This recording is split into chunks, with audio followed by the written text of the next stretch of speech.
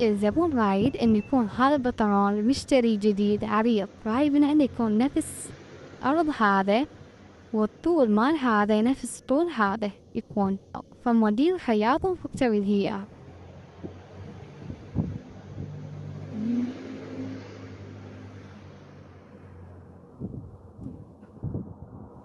فالزبون جاب لي إياه، وهاي الكفة فتحناها مكافأة منا لهنا.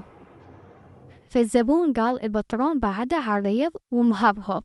فتحنا البطرون وشفناه، وطلب مني عندي أولا الكفة إنه كف أصبع ونقص أصبع ويبقى أصبع للطول.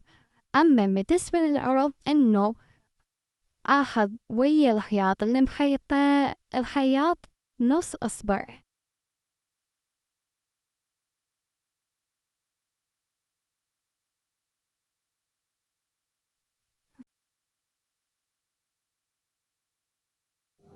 قصيت هذا فقط هذا الحافة وخرجتها على ما أقدر أفتحه. فتحت البنطلون، جبت الفيتة، قصت القياس اللي نفس الخياط ماشي عليه بس بشكل مضبوط.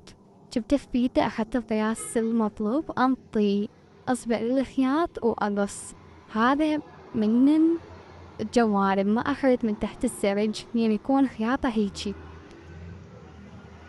هذا خياطة فما أقدر آخذه، فأخذنا من الجوانب. وهذا البنطلون بعد ما كمل، هاي قصيت، كانت وحدة طويلة وحدة قصيرة، قصيت الزايد وضربته أوفر وطويت طوية واحدة.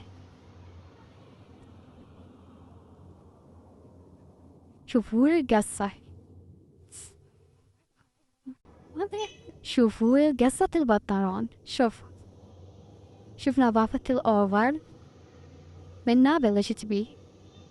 هاي قصيت تركت أصبع للخياط وخيطت وضربته أوفر.